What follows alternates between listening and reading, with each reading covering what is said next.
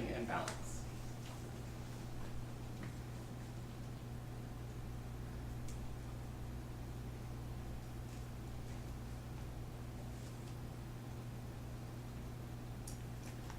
The next section is our relationship management.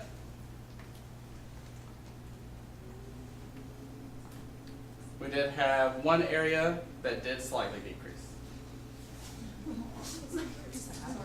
Yeah. It was a little heartbreaking.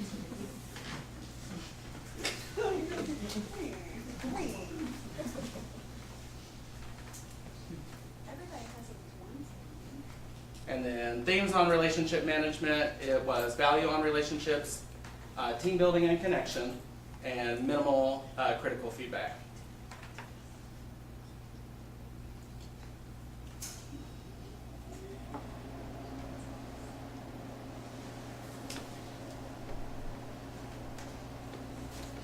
And then work environment.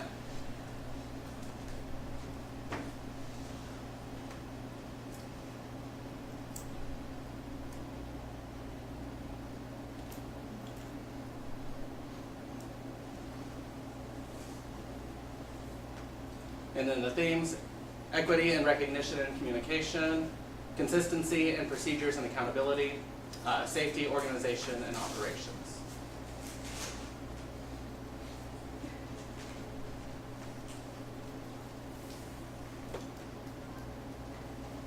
And then this year we actually incorporated an overall staff satisfaction. So I don't have anything to report from last year. So this is the first year asking this specific question, which garnered a 3.84 on the weighted response. So just around satisfied. And then one thing that we do track is Net Promoter Score. So this is how, on a scale of 1 to 10, how likely are you to recommend NYOS to a friend or family member as an employer. The goal is to be closer to 0. So we're moving in that direction-ish. The very first year we asked this was 21, 22, but I couldn't fit it on there, but it was negative 24. So we went from negative 24 to negative 8, negative 14, negative 12. And then the next couple sections have the common themes of what is NYOS doing well. So strong community and culture, teacher autonomy and support, and then student-centered approach. And I'll leave that up there for just a bit.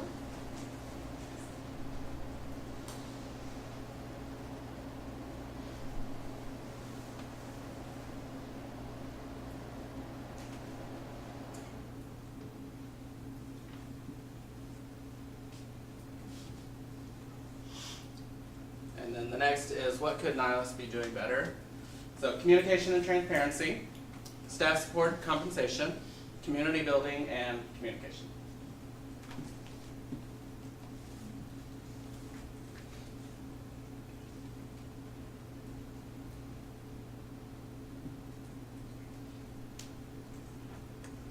And that's all I have. Thank you. Thank you. I do have one question on these. Mm-hmm. How are we addressing some of those concerns? So typically what we'll do, so I shared the information to the program leaders, broken down by their organization with unfiltered feedback. So they got the full open comments, so we can kind of review those. So this was just put together, so we haven't had our senior staff meeting to go through and talk through all the areas and what can we work on. But we can bring that to the board. So I'm actually quite concerned at the significant lower number of people who responded. Yeah. And I'm wondering if that is telling us something about engagement that isn't being quantified. I did send it out at the very last week of school. Yep. And so it was very poor timing on my part. So that's why I called it out earlier. And But it could be many yeah. reasons, so Yeah. I don't want to read into it, but Yeah. I don't want to ignore it either. Is there some kind of possibility to do an abbreviated pulse type survey at the beginning of the year to kind of check in and really make sure Yeah. that these numbers are reflecting what our faculty is really thinking? Yeah, most definitely. And Matthew, I think I remember from last year, These are the same questions from the prior year and the prior year. How long have we used the exact same? Since 2021. Okay. Yeah. So, I think the concept of taking an immediate pulse when we start is great. And then Matthew and I already talked a little bit about, timing is everything and Yeah. strategies for making sure we really get a good representation of all of our staff. So we already have some ideas and process, and we'll go over those with senior staff, and we'll always pick the brain of our, teacher leaders. And so what was the staff retention at the end of the school year? I mean, teacher That's retention. actually in the superintendent. That's in the update. Yeah. superintendent update? Yeah. We'll get to that. The TIA was mentioned, right? We don't have control over it, right? You apply 1 year, you provide a bunch of data. Yeah. The You get feedback approval. was Yeah, the feedback. how we waited until now to apply. That's, Gotcha. yeah, Okay, thank you. you're welcome. Any other questions for Matthew? Thank you. Thank you. I will add on, just in case, always making sure communication is strong and everybody knows. NYOS for 4 years has been in the process of applying for TIA. We successfully completed the TIA application this year. Huge thank yous and appreciation for Paul, and also the committee that was involved in that work, and that involved board members and people even who are behind me today. And we submitted the application, and it was accepted. We were approved. And there are some districts who have to go through multiple reviews and making tweaks and changes, but we were accepted on the very first try. So that means, to Hassan's point, we've been accepted, and so next year is our data gathering year. And the first payout for TIA will happen in that third year for those people who automatically fit into what we designed. And then Paul has worked diligently for their 2 other groups to make sure they very quickly get into the flow. So the first, based on the way it's designed, the first payout from TIA to people that already qualify would be in August of 27. So next year, 25, 26, data gathering, 26, 27 would be the payout year, and it, I don't wanna misspeak and say what the month is. But it was like at the beginning. 'cause Yeah. people running it.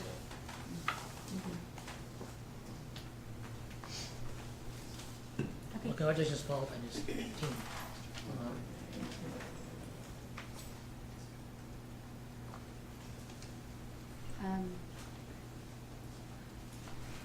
Okay, we're not voting on this, it's just discussion. Next agenda item is the superintendent review. Yes. So, is it ready? I never know if I'm ready to click or not click.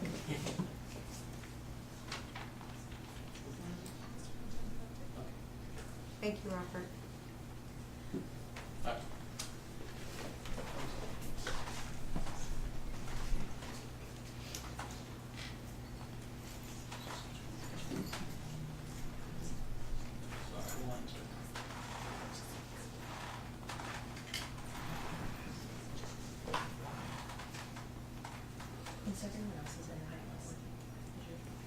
Yeah, mine's favorite, so I had to download it. Oh, So that's part of it. Okay.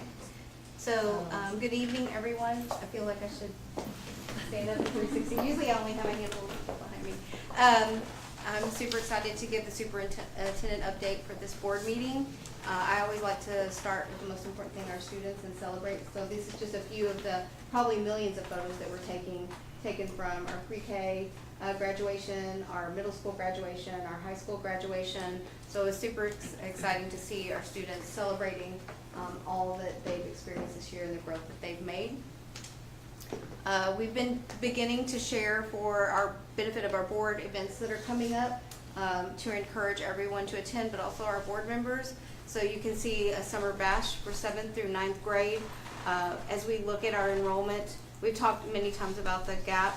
Sometimes that happens between 8th graders going into 9th grade, and that's an area that we typically have just a couple of spots open. So we're going to do a summer bash to engage our middle and high school students that are traveling to 8th, 9th, and 10th grade. We have a snow cone social for elementary on July the 7th. Kinder and 5th grade meet the teacher on July the 15th. Meet the teacher night 8th and 12th, 8th through 12th, Wednesday 7/16. And meet the teacher night 6th and 7th on July the 17th. Pre-K 3 and Pre-K 4 meet the teacher on July 17th. And first day of school, July 22nd. We can blink and we'll be there. Those are our events that are upcoming. I'm going to turn it over to Matthew to talk about our staff. Sorry. Yeah, so we have a couple of new staff members on board. So one is here, I'm gonna call her out. So Dr. Midge Simmons, our Director of Special Programs. And then a face that probably a lot of you recognize, so Tony Dringenberg, was moved into our recruiting assistant role. She was prior the elementary PE educational assistant. Before that, for 12 years, she was a guest teacher and anything else in this school. She's a board member as well. Oh, I didn't know that. So, yeah. So we're happy to have both of them on our team, so welcome. And then I have the dashboard information up. So, Hassan, to answer your question, teacher retention 84.25%, 6% increase from last year. District current year retention, we are at 80%, which is also a 6% increase from last year. We do have 33 total vacancies. Our attendance, we finished the year at 95.88%. So thank you to all the teachers and staff that are here. Student attendance, not teacher attendance? That's teachers. Oh, that's teacher Students is Yeah. coming up. Okay. Wow. And then we finished the year with our guest teacher fill rate, 82.55 for elementary and 83.43 for secondary. Thank you. You're welcome. I want to give a special appreciation and shout out to Matthew and the entire team at Human Resources, and this is an exact example of that. While as a former teacher, principal, now superintendent, like seeing 33 gives you, David was saying earlier, he was having all the feels. That gives me all the feels because we just said No Blink will be starting. But I want to point out, I was talking to Matthew about these numbers earlier this week. Those numbers are actually smaller than they were the year prior. So I'm not going to be satisfied till there are zeros in the staffing area, but having a new recruiter on board is a step. As we look at the district improvement plan and the campus improvement plan, attracting and retaining and growing amazing staff is where it's at, right? So that's work that we will continue to actively being engaged in and making sure we are recruiting. We're in the middle of a national, much less statewide, teacher shortage, and so we want to make sure we attract the very best, we keep the very best, and we celebrate the very best, and we help support and grow the very best. So, special thank you to Matthew and his team and their work. So, students, typically James talks through this, but believe it or not, all of us do try to take a little tiny bit of vacation time, and his flight got bumped today, and he called me, he's like, I'll be there. I was like, it's okay. You can just get home, unpack your bags, and we'll see you tomorrow. So, enrollment, this is for this year that we're just wrapping up. Elementary was 925, secondary 838 with a total of 1763. Our budgeted goal was 1754. So we met and exceeded our enrollment. Our attendance year to date, you can see up there elementary and secondary, and our overall district, our budgeted goal was 95.5. This is important because a lot of our funding comes from students enrolled and then students who are here and their attendance rate. This is something that districts typically struggle with, so big kudos to all the families and all of our students for being here with us.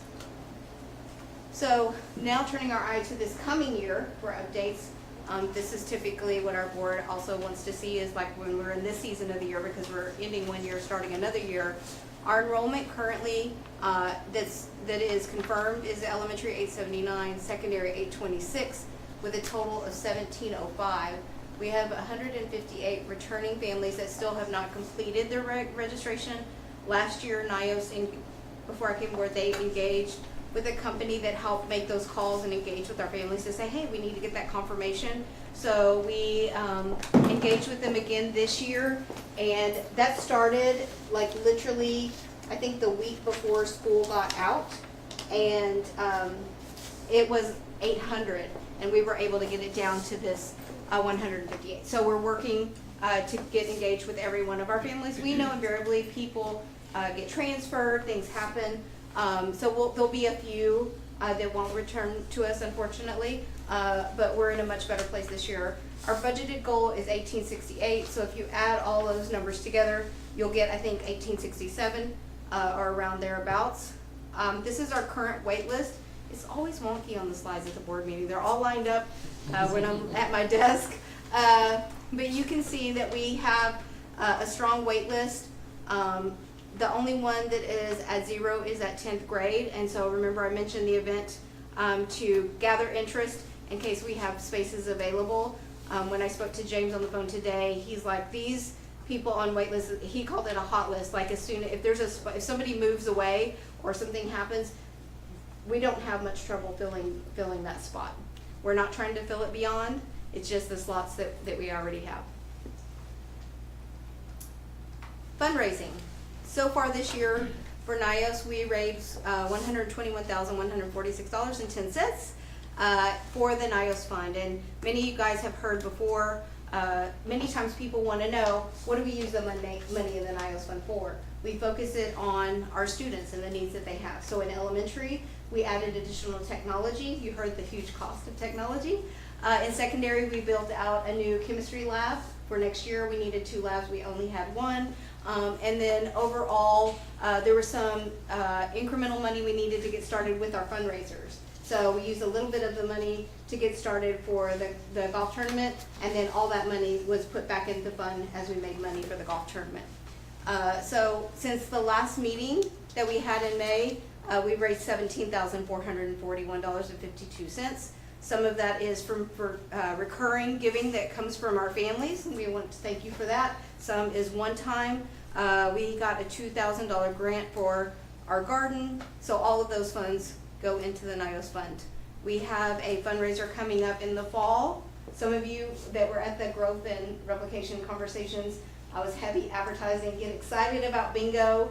We all know it's fun to get together, but it's so hard in Texas because it's so hot. From the second you wake up to the second you go to bed. And so having the opportunity early in the fall to get together, if we have any new families, so they can get to know NYOS families, kids getting to know each other, and just having some fun in the air conditioning here at NYOS. We're gonna have a bingo night far away from the Jag Fest because I'm not messing with PTA's Jag Fest. That is a phenomenal event, and so we're gonna do this really at the front end of the fall as our big fundraiser, and then the golf tournament again next year to be repeated. All right, so we share a little bit of data at every board meeting, and so tonight is going to be, I'm going to sit down y'all so I can look at some data points. It's going to be looking at our TELPAS scores, and this is a view. I have the data in all different views, but this is a look at the data year by year, and so you can see a comparison. When you look at 2024 and 2025 at the top, when you see lost 1 or more levels, that means this is about English language acquisition, and this means that a student, for lack of better words, moved backwards. And so what you can see 2024 to 2025 is that we lowered that amount of students who lost a level, right? I'm going to go to the other side. When you look at the green bar, we went from 64, I think it says 84 up there. We made significant gains in making sure that students gain at least 1 level, which is 1 or more, which is our goal. Our opportunity for growth is that middle section, same level. Students not losing, but not really gaining enough to say you made A level or more. Supporting our English language learners, we're over 30% of our students are acquiring English. And so that's a big focus for us for the coming year. The great news is that the strategies that support our English language learners, like I'm going to use the example of making vocabulary for a lesson very explicit. That's a very basic strategy for English language learners. That supports all learners. And so while it's a focus for us as far as making sure that we're supporting those students, it's going to support all of our students, and we already have very specific plans in place for both elementary and secondary to make sure that when we look at this next year that we're only seeing a huge jump in students who gained 1 or more levels. The last thing I'll mention is the maintained advanced high. You want to see that going down because that means there are students who are exiting. They're no longer being labeled as an English language learner, and you wanna see that decrease almost completely. And we have exited far more students this year than we have in the past. So that's kudos to Marty, who's been giving a lot of our EB support and our EB team on both campuses. And that's the end of my update. Thank you. Any questions for Dr. Moses? Yeah, on the TELPUS. Yes, sir. Did I miss, you just mentioned that more students exited than in the past, but it looked like in terms of being one level above or advanced, that number has shrunk over the last few years, right? Before it was like half the students were level above or two or advanced, and now it's less than that. So, can we pull it back up again so everybody can look at it? Just 1 second. I'm talking about the line here, so if you look down here, half were one level or advanced, and now we're at about 60%.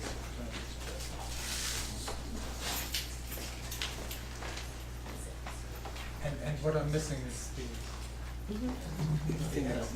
can pull it up on my slide so we can do it. And when you're trying to pull that up, Well, see, that's the part just out of that- curiosity, did we do something different or add new programs that we think would be at cause for getting more people out of reading that school? We do have new resources that are becoming for next year and a more school-wide focus than we've had in the past. As far as this year, do we feel like there's anything, I don't want to put Leanna on the spot and she's in the back. Do you feel like there's anything for this year that we're completing that, beyond Marty and our campus support, that you feel like really was significant? I think, we worked really hard to help teachers understand what emergent bilingual meant and how to support. So I think it was a lot of that educational knowledge this year, what good strategies are. Like you said, Dr. Rose, that, any good strategy for tier 1 is good for EB kids too. So when we do good strategies for kids that are English language learners, all of our kids benefit from it. So, I think we were intentional in explaining what those strategies were, and now when we have this foundational knowledge, I think on our campus right now, we have a better foundational knowledge of good teaching strategies. Our focus next year is going to be implementing those with more fidelity and across more classrooms. We have a lot of really new teachers this year, so it's a lot of distance learning, and so now we can push forward with that. But I would give a lot of credit to Marty, who was really, really intentional in every single student she looked at to see what else can we do to make sure that they're making that growth.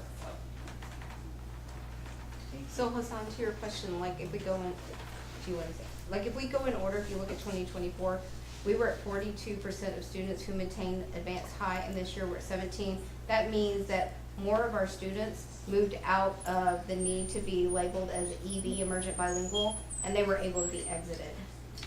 When you look at the orange, old lady eyes, we moved from 64 to 84.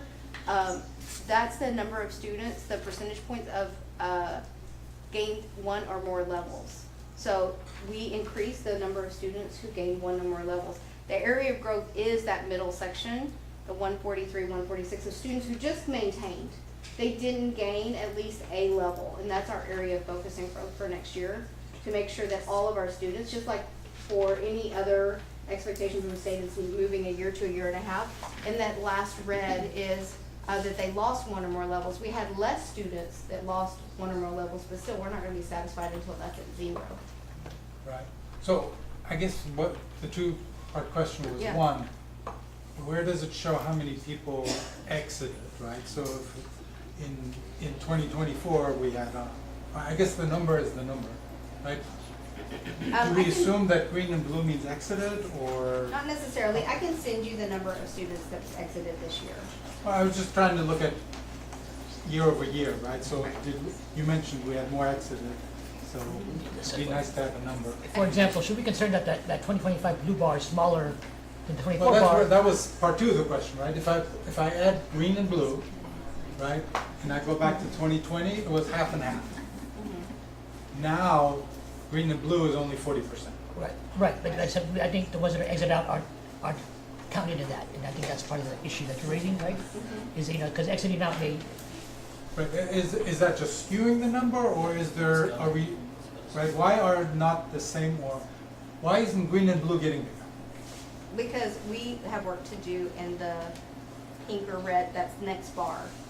If you look at the chart below, David's point is, when you look at 24 and 25, Right? it's a little bit easier to see, so that some of those students that would have been in blue in the past, Right? they're in the green. So they made a level, some of the students have exited, so it doesn't give you, if you want the hard numbers and see the flow, the pattern, I can send you those. I just chose this because it's a broad overview of how we performed across the district. Right, and maybe I'm not understanding it, we can get it offline, but, I think you're right, I think you're right, Hassan. I think the piece of missing information is how many exited out, Yeah, right? And if that way, we knew how much that was, then that would help us keep the numbers in.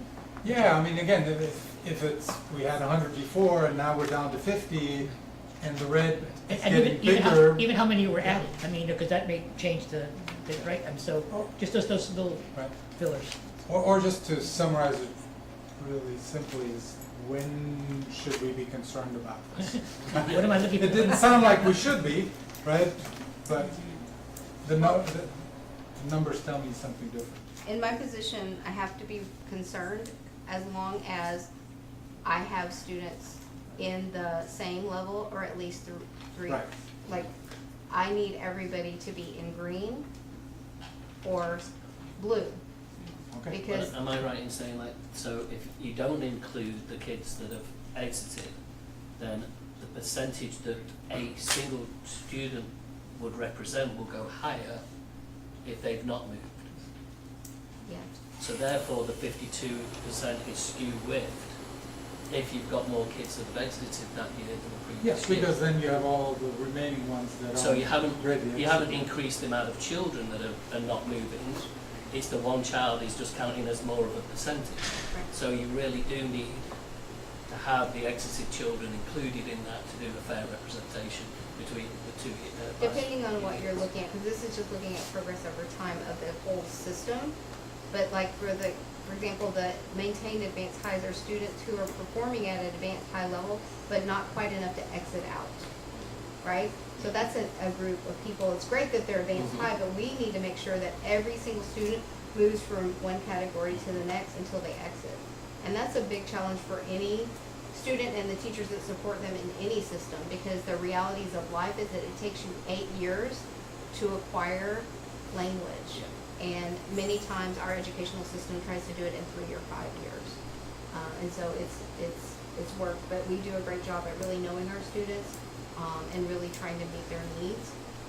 And so making sure, it's just another way of looking at our students. Yeah. Okay. Any other questions? Not on this, but I hear that the STAR scores have been given Star- to principals and. Star scores have come out. I just received like yesterday the Star Alt, and I think we're waiting on one more subset. We've looked over them, and in AOC, we discussed and decided that at this next board meeting, I should have all the data sets in, and I'll be sharing that set. And then the next meeting in July, we'll be looking at how the data did as compared to our goals. And then the July meeting, we'll be looking at setting our goals for next year based upon this year's performance. So we kind of set out in each board meeting structure in academic oversight committee. And you're great. Oh, Paul be here. Paul will be here. He's also on vacation, but I will make sure that Paul is here as well. It's that one out of the park. It doesn't hurt my feeling. I have great people on my team. Okay, thank you. Thank you. Next item is compensation, our committee business, compensation committee. Yes, so we just met this morning, and obviously with the legislator passing a bunch of laws, there's a lot of hope around facilities funding as well as an increase per student. And so we do not have any guidance from TEA around are there any strings attached to the numbers that have been announced, right? So For our district, what has been announced is that for teachers that have 3 to 4 years of experience, it's a $4,000 increase. For teachers with 5+ years of experience, it's an $8,000 increase. But we don't know yet, is it going to be mandated as part of salary? Can it be a stipend? So that's to be determined. Once we have that information, we'll meet again and we'll bring an official proposal to the board, and obviously we need to tie off with finance to understand how does it impact our budget and what else do we do around compensation for staff other than teachers. So what we do know though is that based on the budget that we're going to discuss next, there will be a step increase for next year, so that's covered. And we're going to offer 2 extra days of local time. So that brings us on par with the other districts, and this is in addition to obviously the state days. So yes, Matthew heard what people have been asking for, and so that's something we are going to do. That's it. That's all we know so far. Thanks. Questions for Hassan? Okay, financial oversight, David? Okay, thank you. Robert, will you pull up 6C1, please? Or 60I, yes, please.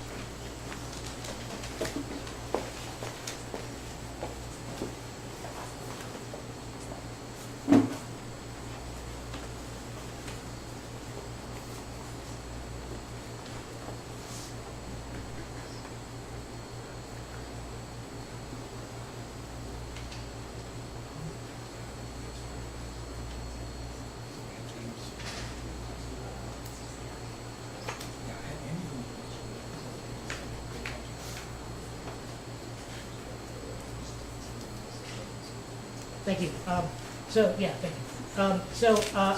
Attendance, enrollment, and Michelle went over those. I'm not gonna spend time on those. I don't think I need to do that, right?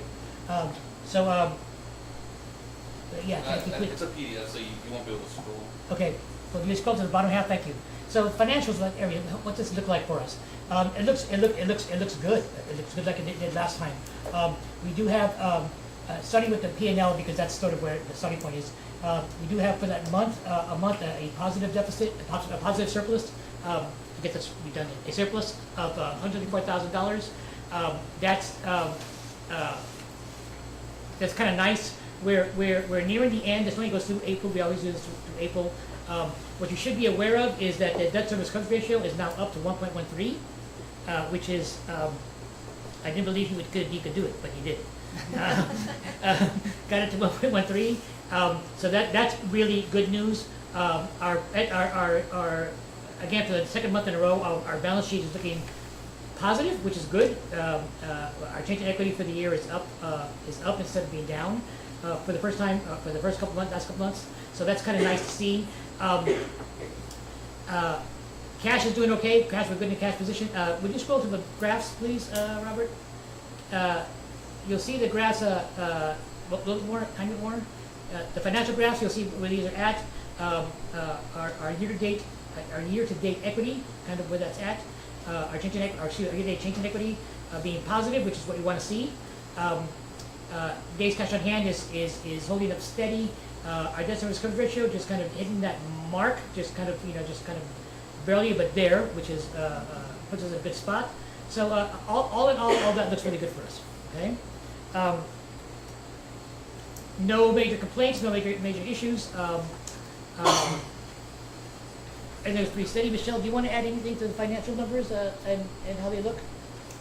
I think that, just like you said, we've been working closely together throughout this year. Mm-hmm. We've been really focused on that debt service ratio, that's your ability to pay off your loans, and days cash on hand. And so we did some transition in our finance department, and we had some fractional support through Dynamic Support Solutions. That's made a tremendous difference. And then also I want to always shout out our own team, Vidalia, Matthew, everyone that has been involved, making some strategic decisions. For example, every single district, well, if you applied, received some safety funding. And so Kurt has also been involved, making sure that we spend that money wisely, and that we meet the requirements. When the state gives you money, they attach a lot of strings. So making sure that we meet the criteria that we are a very safe campus. And so making sure we spend the money wisely and spend it all this year, which has helped us also decrease that debt service ratio. So just being very strategic, beefing up our federal and state program. What federal and state means is any monies that you receive from federal or state, making sure that there's a programmatic side that you spend it well, but then also making sure every time you spend it, you have to do what's called drawdowns, that we're on a consistent and timely cadence, and that's something that we improved upon this year.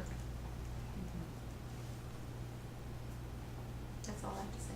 Okay, great, thank you so much. Any questions on the dashboard? No, makes sense. Thank you, David.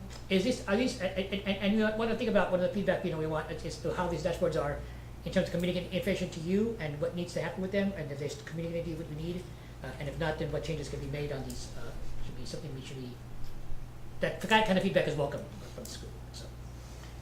Rob, would you hold up 6C2, please? So can we move to the budget? Do what? Can we move to the preliminary budget? For sure. Okay, preliminary budget.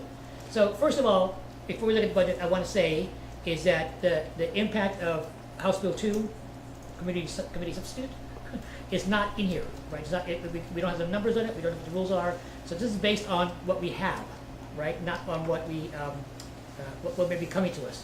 So it's very likely that come the 26th, when we meet again, we may have to look at this again, if we get the rules written by then, so that we get this updated. But this is working, but the board has to approve a budget before Michelle can spend money.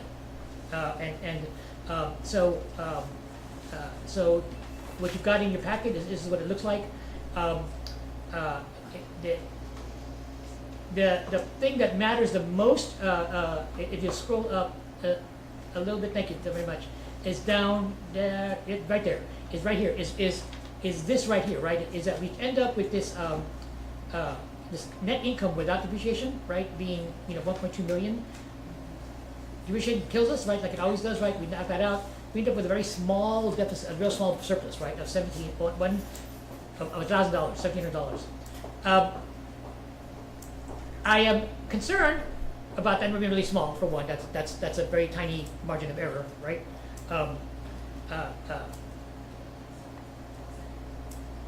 We asked, and one of the concerns that we've had, and I've had about this in particular, is that this P&L statement does not include debt service. That's going to be a principal payments. Does not include capital expenditures. It's not part of this, right? And how do we get that sort of part in here? For example, we just approved a $96,000 contract for HVAC. That's not in here, right? That's not reflected in this number at all, right? That's going to come out of cash for us, right? We still need a way to figure out how to report that for us, so that we get a more accurate, not just a profit loss, but a cash loss, right? What the cash loss is for us in the end. I have some questions. Michelle, is DSS online with us? Yes, they are. Diane is online. Hi, Diane. Hi. Robert may need to bring her up on the volume. And if not, I think that we can get her on the phone. We tried to account, I think they tried to count in here for some of this debt service so that we get a better number, a better idea.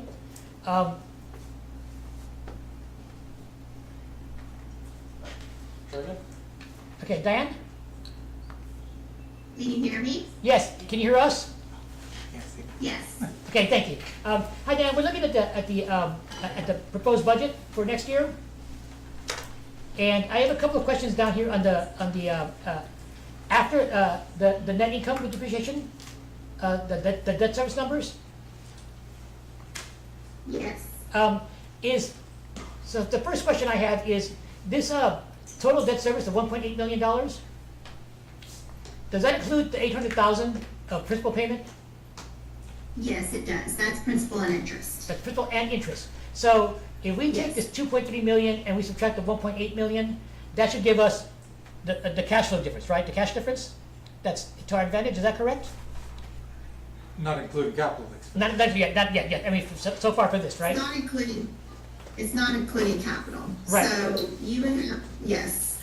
So if I take the 2.3 million, subtract the 1.8 million, I end up with $459,000 roughly. We add that to our $1,700 or $1,700 surplus, right? And that's how much cash we get, right?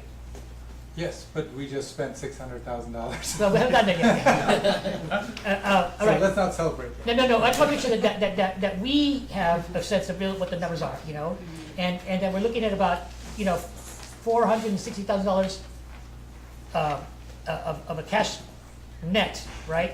That does not include the capital expenditures. Right. Am I reading that correctly, No, Diane? it does not include capital expenditures, you are correct. Right. But that we end up with about $460,000 sort of ahead. Yes. Okay. So Yes. so that's good. 460,000 ahead, however, there are about 945,000 capital needs that have been identified.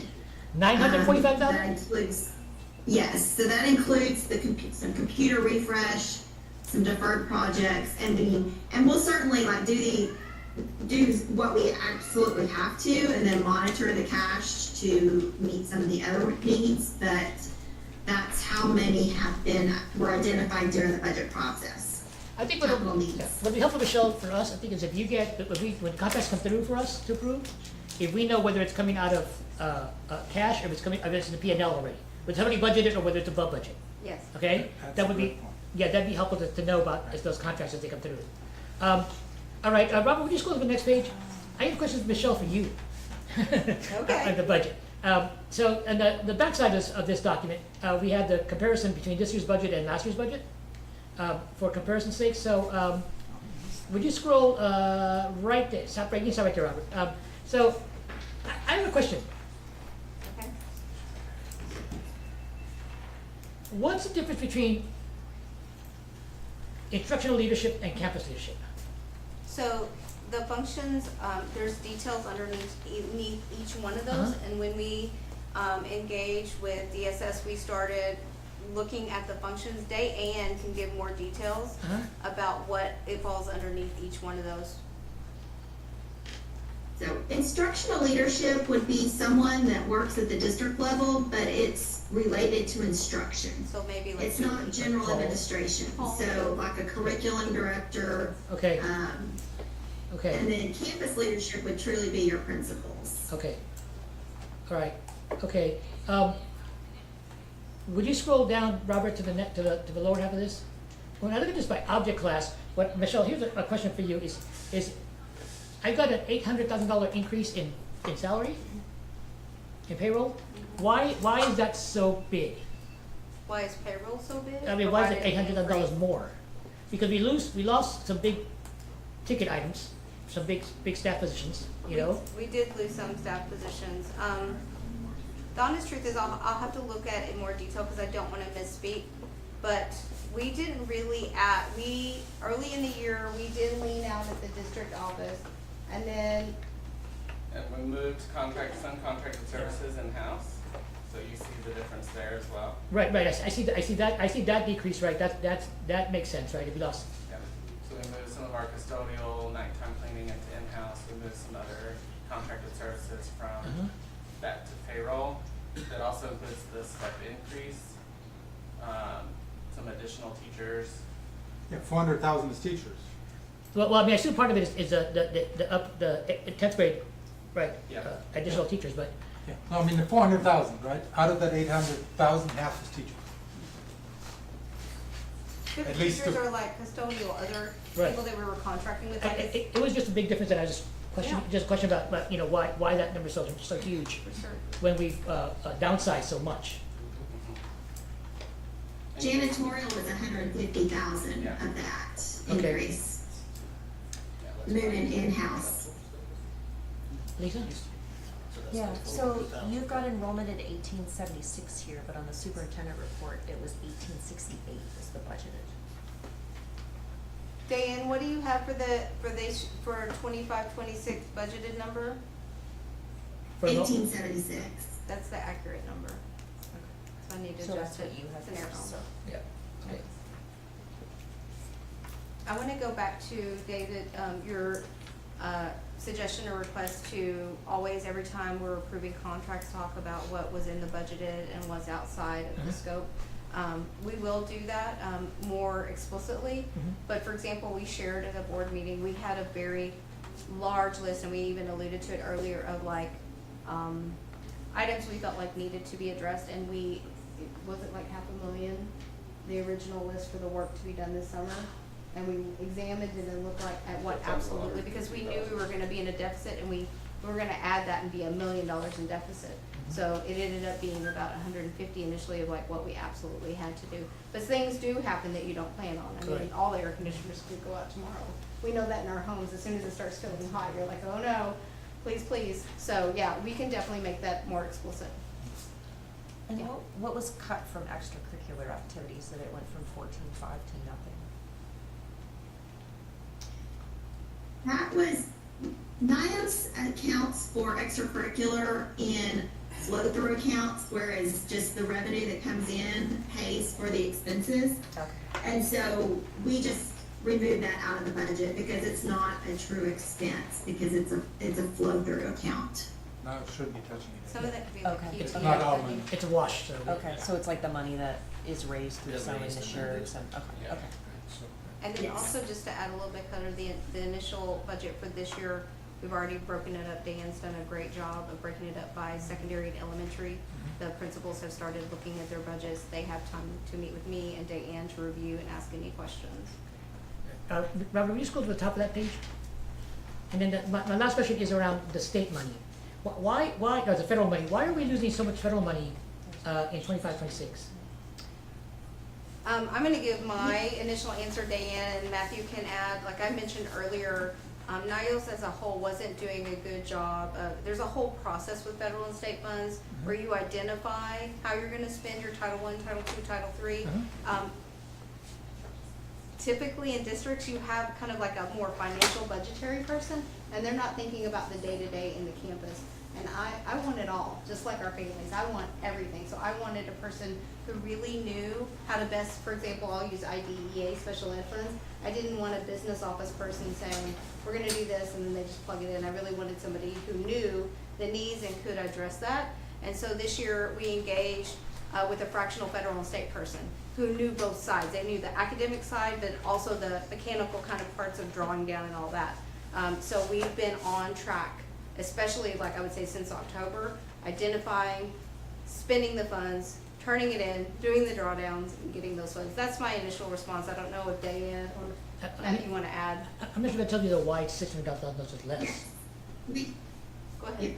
We have a couple of grants that are in the current year that we are not receiving next year, so that's the Strong Foundations grant, and the LASSO grant. I think we're applying maybe for I can't remember if it's a LASSO or Strong Foundations, to see if we will qualify for it this year, but, those are not in the budget for next year because they're no longer there. Yeah, it seems to not apply for them as a missed opportunity. Yeah. Yeah. So LASSO this year gave out less funding than they have given in the past on the whole. So anything that gets reopened, we will apply actively. But as we're, And if we qualify, we'll add it to the budget say that again? through an amendment. She said if we qualify, we'll add it to the budget. Right. Our low SES, which is socioeconomic levels, is just 30%. And most schools on average are 50% or higher. So sometimes that gets us out of the loop of some of the funds that would be available. So did we not apply for stuff, and that's why we don't have it budgeted? Or That's my is it not understanding. available anymore? The LASSO grant, we did not apply. But then once we looked at the second window and applying, we most likely would not receive. We'll actively pursue it, but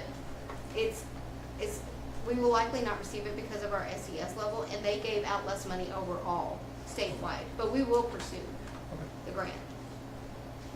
I also, Michelle, do you wanna, and I guess you too, Lisa, is sort of strongly that this amount at fundraising, I wanna encourage that number to change a lot. Yes, A lot. yes.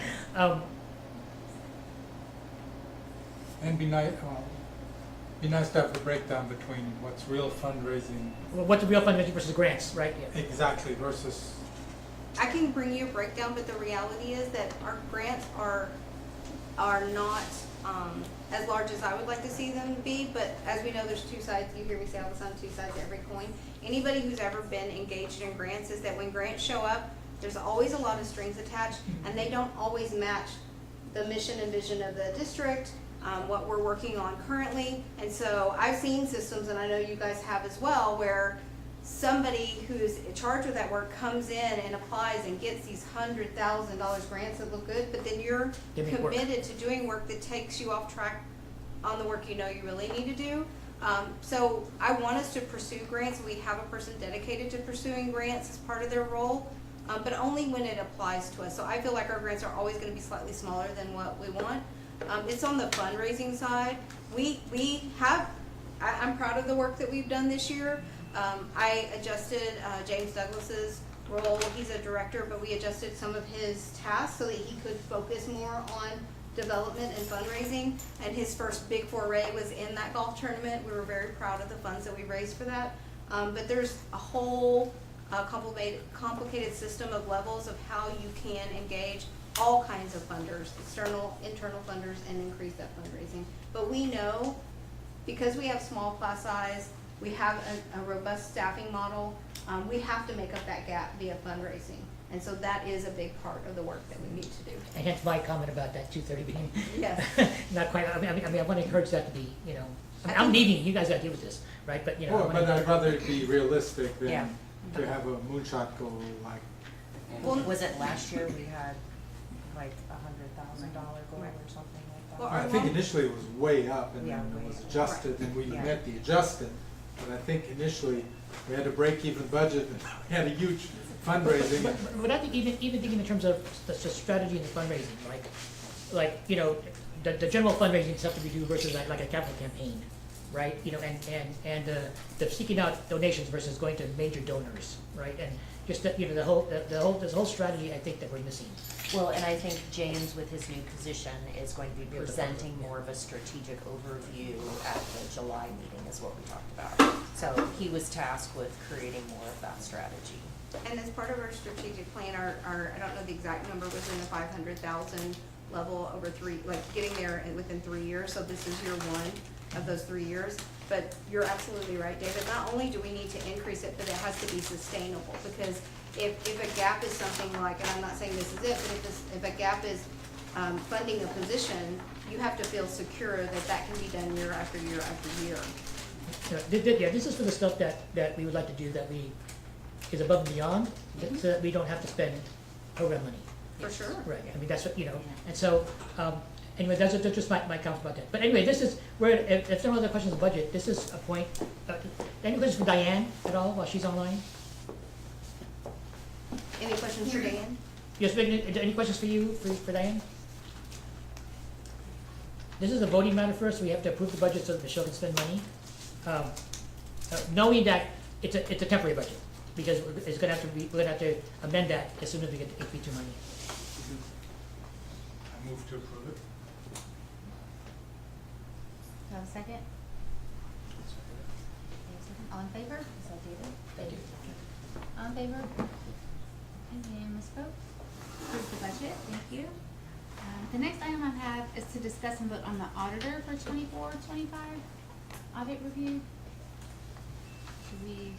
We looked at our audit. We've had the same auditor for the last, I think it was 2 or 3 years. 3. Yeah, 3. 3. I don't know if Diane wants to add in any more, but we felt like it would be a good practice to look at what's out there, both for quality and for cost. And so a recommendation has been made to change our auditor. Like, our practice has been in the past to redo that every 3 years, we change auditors. And so we have a recommendation. SFC, And these came from DSS, these are DSS everybody? The recommendation was from DSS. They worked with myself and Matthew to look at what the options were and select the best auditor. have we used them before? The one that's suggested, to my knowledge, no, we have not used them, no. It's one that DSS, they have a lot of clients, Yeah. and that's one that they felt was both a good cost Right. and gave good audit results. With our Right. current auditor, we received a big bill very late in the year, Yeah. and it took a very long time to get it completed. Yeah. James's sense was that this auditor is a bit more upfront and ethical in their Called the transparent. they're more transparent in what they require, what they request, and what they require. And the current auditor had a 20% increase on their Oh my God. Yeah. proposal.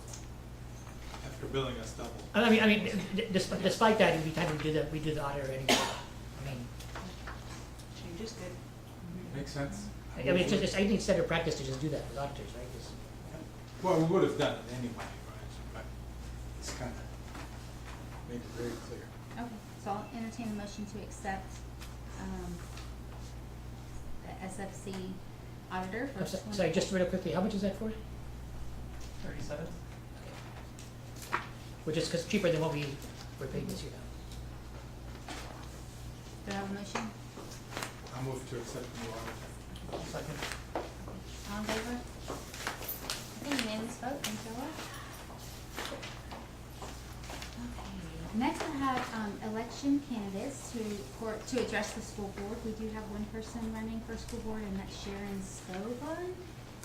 I don't believe she's here tonight. This is for a community member position. But she doesn't have to be here. So the board will meet in executive session in accordance with Texas Government Code 551.074 to deliberate the appointment of public officer. And then we'll come back and vote in open session. So the board will go into closed session at 7:57 p.m.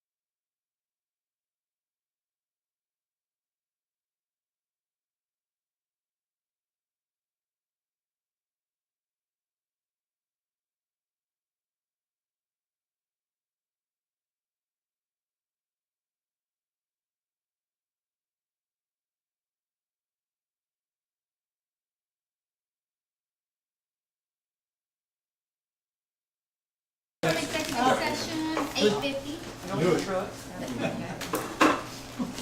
Okay, so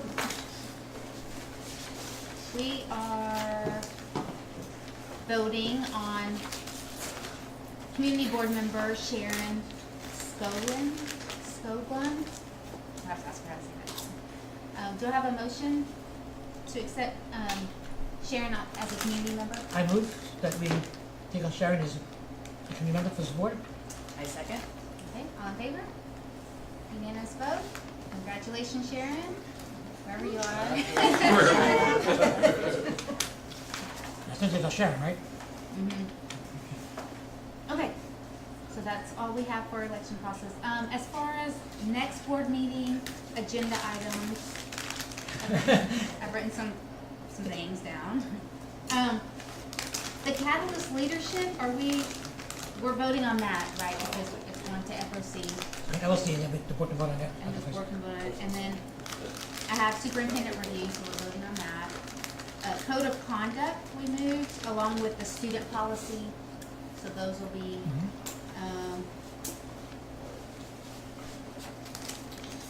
star results. I think that should be part of it. And final budget, right? Isn't that Oh, the final key budget. Excuse me. star of the show? Can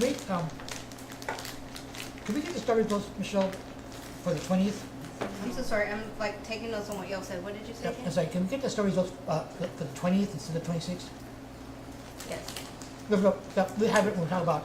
I can send them to you now, except for I just got star 2 alt like yesterday, and I think there's one more subset we're waiting on. So, but I'm happy to share with you what we have. We have an AOC dashboard that just got completed. And so Paul's actually on vacation and he's back tomorrow the 12th. Or the actual one, today's the 10th. 11. So on the Today's the 12th, 10th. I know he's back for one day and then he's gone again, but I will ask him, either he or I will share with you our initial Okay. stuff Yeah. that we have, and we'll let you know as we're adding things in. And then we can do it on 26th formally because it's public, but I mean, just so we have it for the conversation for the 26th. Yes, I just, we're still on board meeting, but, I really genuinely do try to, it's my own standard to get you guys things at least a week in advance. I think previously, like, a lot of things were coming in the day of or before I arrived, so my goal is always to do a week in advance. There are times that we make it, and there are times, like, there were 2 items that went in today. I can tell you reasons, but it doesn't matter. Like, I just wanna recognize, like, we genuinely do try to get things in well in advance. And then just, I'm sorry, just so that for the FOC agenda on the 23rd, are there other contracts besides Catalyst that may come up that are over 50,000 that we want to talk about? I'm gonna look at Jackie, cause she's the poor one who wrangles a lot Okay. of contracts. Okay. I don't think so, because I think we've done a good, in my opinion, a good job this year of really tracking and keeping a good flow of contracts and being very clear about what's consent and what's vote. And we've even added systems this year where Jackie's the one who's always reminding people when they don't follow the direction of having an internal log, so we can see, like, for software, like renewals and all that. So, like, we're doing a better internal job. Matthew's also involved in, like, all things purchasing. We still have things that we're gonna improve. But yeah, I don't anticipate anything, but it is the last meeting before July, so it's approving everything, and we have such a tiny summer here at NYOS. Like, my goal is that everything is here ready for teachers when they show up. Right. Now, on 26th, we close out the fiscal year 25 budget, right? So, The 24-25 budget, yes. yes, right. Yeah. So all the expenses we've approved tonight mostly, and it's not from this year's budget, it's from next year's budget. Yeah, a lot of the things you've seen in the last board meeting and this board meeting, they're approved, but we don't expend the money until July 1st. Okay. When we're in the new budget. That's always been the standard. Right. I even was reluctant to put things in, and I double checked. I called Dr. C, and I called a couple people. I called James to double check, could we pre-approve? Because big districts, they won't even talk about ordering anything until July 1st. But as small as we are, and I'm living for the first time the short summer, you have to really be strategic. I'm worried about our new curriculum. We just got EMAT pushed through, so making sure we get it ordered and it gets arrived here on time. Other things I have, HB3 goals, are we doing that? we worked on the HB3 goals. We had an initial conversation at AOC. I think there's a conversation to be had. I'm meeting with Jessica. She's been gone for a lot of work things, and I set up a one-on-one meeting with her to kind of walk through STAR, because she's usually kind of that academic champion. I wanted to answer questions. It's me, her, and Paul. And when we're in that, she's, I think, wanting to look at HB3 goals across the board, and I think what's required for the board are just particular grades, but she just wants to see, we have 2 pages of that dashboard. One is really expanded and one is for the board, so Yeah. we can go over that. Okay. We have it in place. And then employee compensation, we should have that, right? That was the goal, so we'll have another meeting. We said in the meeting today, I know you were there, but not everybody was, we said in that meeting, like, there's extreme amounts of pressure, you can imagine, for the state to like get their ducks in a row so districts can do, and that's everybody, traditional Sure. and charter. So they should have all that ready by the 26th, Right. because hello, July 1st is just around the corner. Okay, anything else for the agenda that you have? I would like, and it doesn't have to be on the next agenda necessarily, but I'd like to either have a committee or us together discuss pros and cons of adding like a parent to committee work, like at the max 1 and on voting. But so External people in general, you mean? yeah, and I don't want a bunch, but like maybe financial oversight has 1 parent member or whatever. But I want to talk about that, a way to involve parents. It will help us build succession on the board. It'll help certain parents be involved. It will also build up more cheerleaders out there. It'll make us look less like a black box. And then, also maybe we get some superstars that provide some great insight. So I just want to, that could happen in a committee, it could happen on the board, but I think it would be a good. It's an idea that we've talked about a number of times before, of having external people, and just always just been a management issue more than anything else. But So can that be a closed session on just community engagement? I'm not sure about a closed session, but Yeah, I would do that in the open. Because, I mean, why would we not talk about it on the 20th, when we have a whole day to talk about stuff? if we're doing, 20th That is is just gonna be us. filled with replication. If we have extra time with it. We can put discussion on an agenda. It didn't have to be the next one, but yeah. Yeah, maybe the one after the Yeah. 26th. July. Is it, Work is is it okay if I know we all wanna go home, but I wanna appreciate you for saying that, because one of my biggest struggles is like, I'm still gonna have more time learning about NYOS, but I'm coming to the full year, and like, one of my biggest struggles is, and you see a reflection of it, is everything's public. for some people, not everybody, but for some people, there is an expectation that there is a committee made up of all the representation and multiple meetings for every decision that is made, large and small. And I'm trying to find the balance of, I can do that, but then how, some things that slows things down. And a lot of times when you talk about people who are charged with things, why didn't you done? Well, I couldn't get everybody together for a meeting, and you see the principles, how many meetings, so it's like, That's hard. I'm trying to find that balance. So if anybody has thoughts and advice, like, I don't enjoy that, y'all don't enjoy that, and we wanna continue the culture of NYOS and the collaborative spirit, but like, what strategies can we utilize? It could be, yeah. I do think that's Ellie's issue, right, is I think that sometimes there's a sense I get from the community that we operate sort of in isolation and opening ourselves up to Right. scrutiny and to involvement of other people, and would only help us, And the reason I bring it up as a closed discussion is we're gonna wanna talk about things that we don't wanna execute. We don't necessarily want to flood those ideas, cause these are published, right? But we wanna have those detailed discussions, because community engagement only happens when it's expected and consistent. So it's not about doing something once or twice. And so that's a dynamic discussion where we kind of hash things out, we model them, and so I think. So are you meaning having closed sessions that involve some parents and people, and it's like, No, a closed session. For us. On a strategy on how to involve people effectively, right? So that they feel invited, that they feel like they have a voice, and that we can do it consistent. okay. Because if we don't have that consistency part, that's where we gain ground, we lose ground, and then we go that. And the criteria, when is that needed? Right, like big things like replication, that just makes common sense, you would involve lots of people, that's a big darn deal. Strategic plan was another one, we involved the community. Well, and I feel like we do that, because those are two things. The other one is the DIP strategies. Those involve other teachers, Yep. So we do that at some point, and maybe the community doesn't have to go to every FOC meeting, right? But if we're talking about something big, and we were like, hey, let's get some other inputs, we'll have people on the list that we can talk or call, or someone that has that background or something like that. My idea for discussion later was like,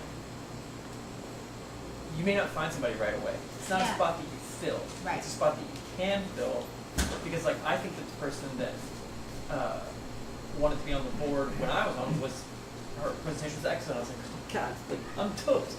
But someone like that could fill in and start producing and helping at a 25% level or 100, right? Right. They don't have to give the whole time commitment yet. And I think there's no loss there, but they're possible for gains. Maybe you don't get anything, maybe it's net neutral, but us doing it out in the open and talking about that and then enacting a plan that is involving the community and bringing more people into our fold shows everyone like, We heard you. yeah, we're listening and we're making an effort to Even if we do it through PTA and use some of the PTA people, Yeah. it would be, you know, or take those loudest screamers on the Facebook page and that's the ones. bring them in, yeah. You do it. Well, one thing. I was a classroom teacher. One thing you do as a classroom teacher is the first thing you do is you take your biggest filmmaker and you give him responsibility. Yep. And then he's your best friend and he's your person. So I do. Cashiers at the Gap. Well, but also, like, what's the motivator? Because Nina and I have a couple of friends and colleagues. One of those people, their agenda is to, their heart's desire is that every parent is coming to meetings.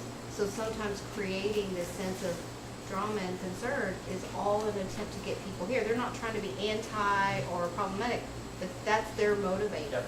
But they don't see when you build a hoopla what that does all the way around. So it's like also what's motivating them. But I do think looking at the group and seeing who is showing a lot of concern, and we've done some of that, really trying to engage them, but we can continue. Okay, yeah, thanks. Anything else for a future agenda item? Okay, I'll entertain a motion to adjourn. So moved. Second. Yay, okay. All in favor? I'm trying to get it.